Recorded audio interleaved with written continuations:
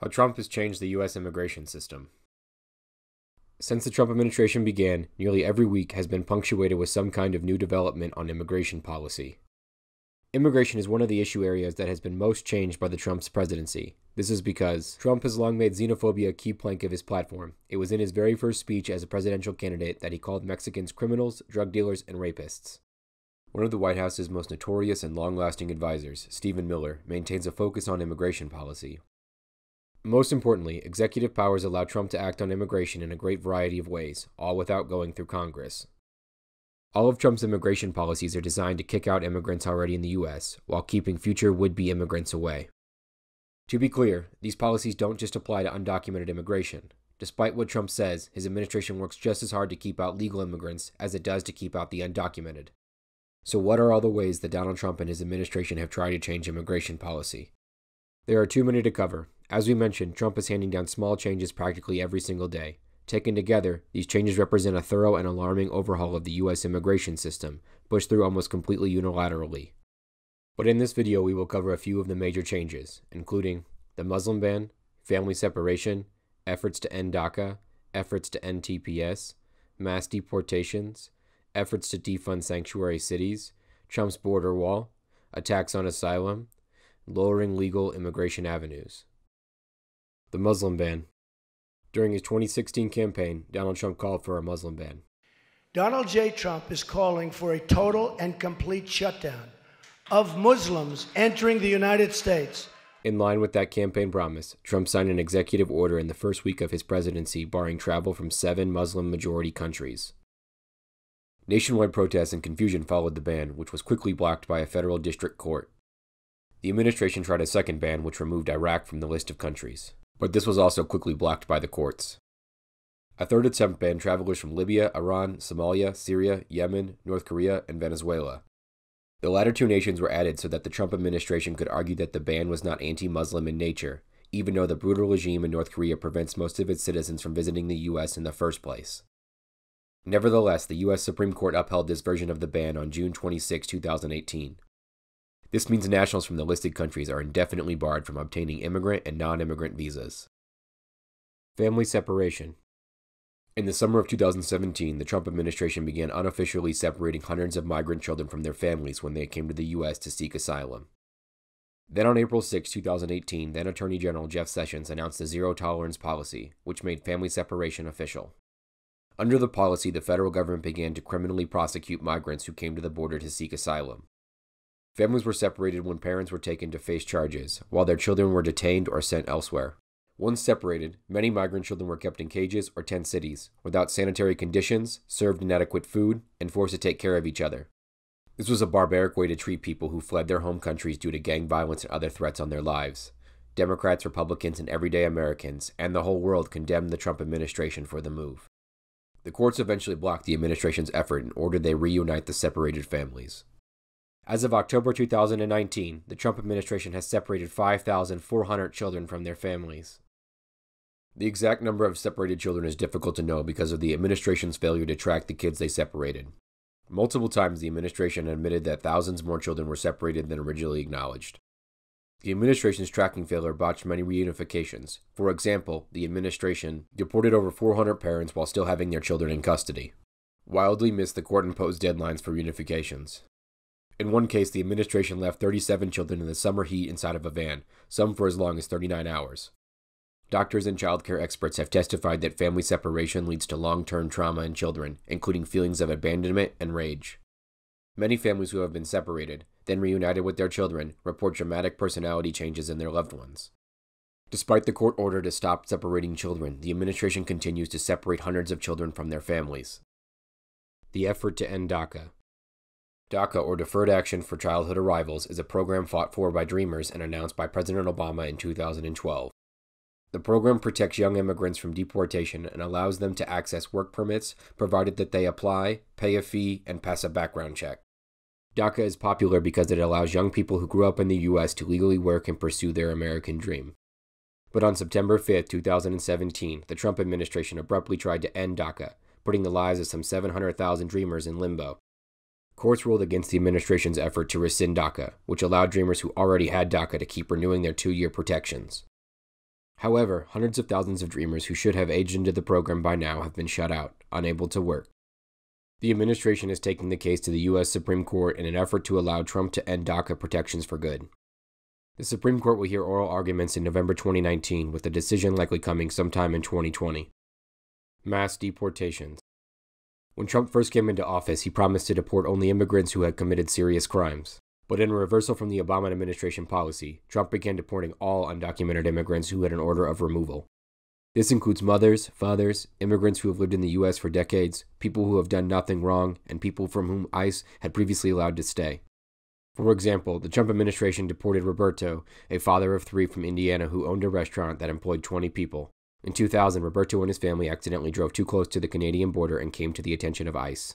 But for more than a decade, he was allowed to stay in the U.S. as long as he checked in with ICE each year. That all changed a few months into the Trump administration. Roberto was removed and his family was forced to move to Mexico to join him.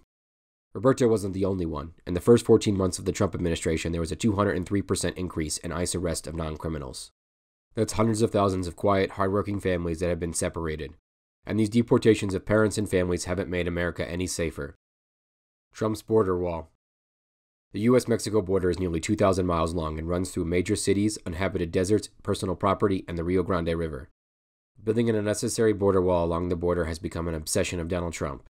The idea of the wall literally began as a memory trick. In 2014, Trump's early political advisors wanted him to talk more about immigration. The idea of the wall was created so that he would remember that talking point. From there, it became a racist campaign chant.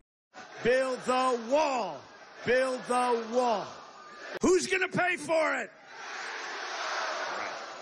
100%.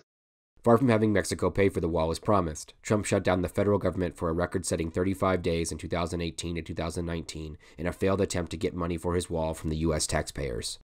After Congress refused to allocate the money, Trump declared a national emergency in February 2019 to take billions of dollars from military projects to pay for some wall construction.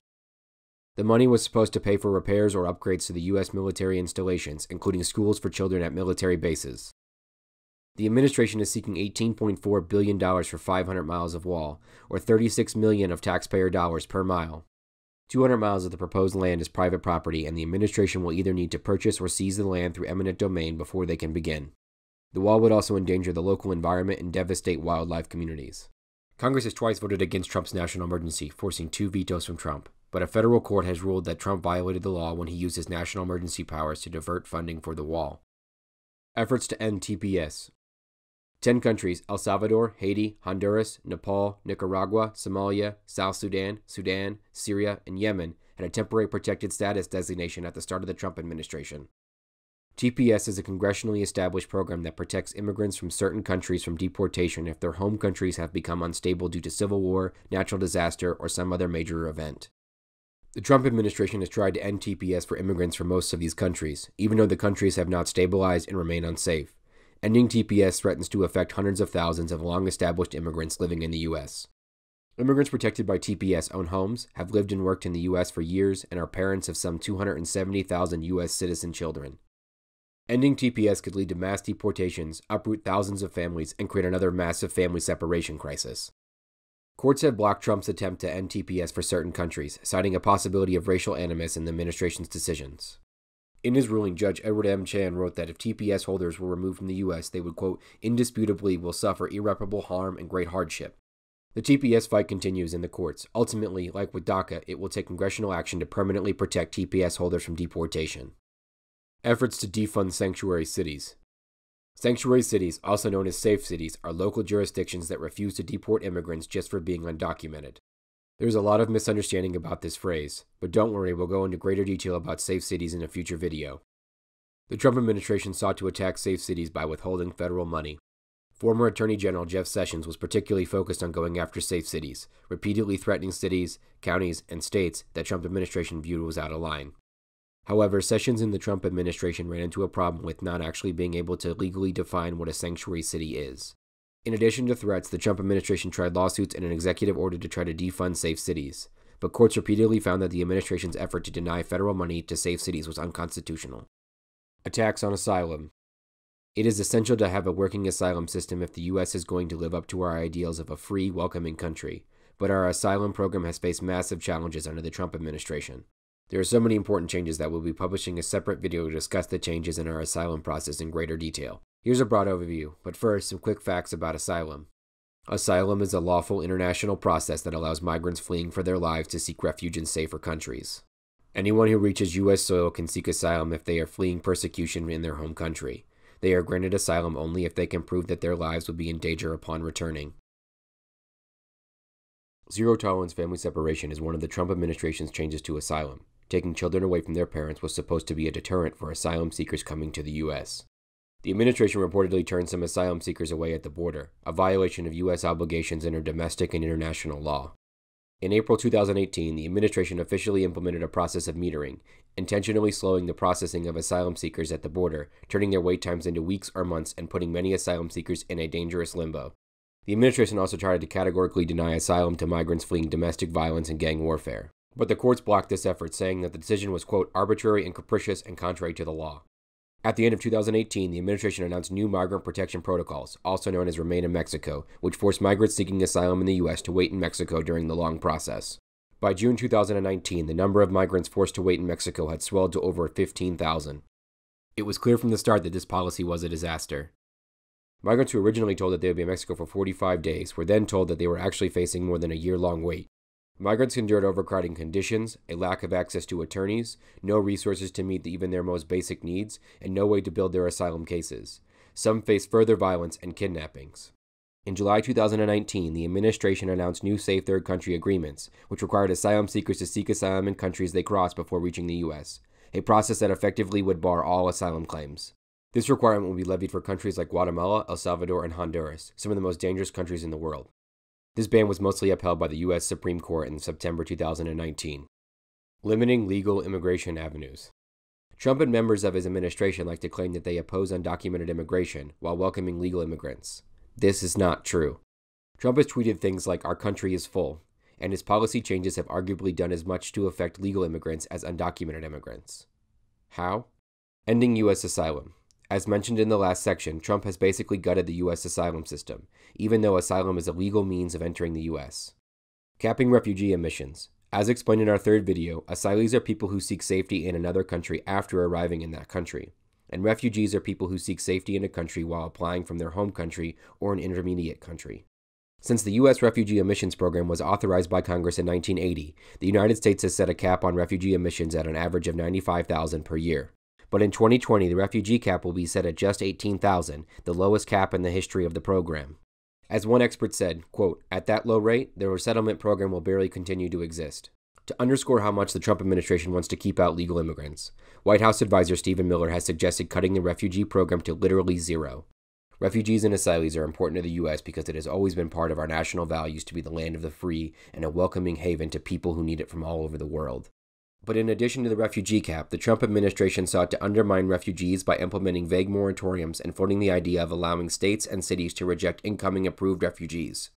Public charge. In August 2019, the Trump administration finalized a new public charge regulation, which experts say could unilaterally slash legal immigration in half, and change U.S. immigration policy as to only allow richer, younger, and whiter immigrants. The new public charge rule would allow the administration to reject immigrants who would otherwise be permitted entry if they have incomes or financial assets below 250% of the poverty line. This rule would have applied to 72% of recent Caribbean immigrants, 71% of Mexicans and Central Americans, 69% of Africans, and 52% of Asians and South Americans. The public charge rule would mean that working-class and middle-class immigrants are priced out of the U.S. immigration system, with only the relatively wealthy allowed to enter. This is contradictory to how immigration has worked throughout U.S. history. For centuries, immigrants have come to U.S. shores with little more than clothes on their backs and worked their way to achieve the American dream.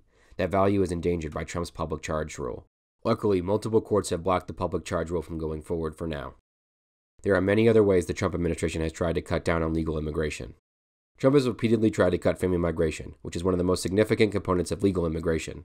Luckily, this would take an act of Congress, and congressional Democrats have refused to go along.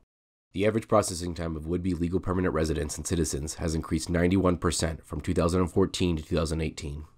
Delays mean that people with pathways to immigration and citizenship are being prevented, sometimes for years, from actually being able to come or stay in the U.S. The Trump administration has also pushed denaturalization, or the stripping of citizenship away from people who have made small mistakes in their paperwork. military discharges or dismissals for some immigrants in the U.S. Armed Forces who were supposed to earn a fast-track to legal residency and citizenship for their service. The deportation of U visa holders, or those who are allowed to stay in the U.S. after assisting the police to solve crimes.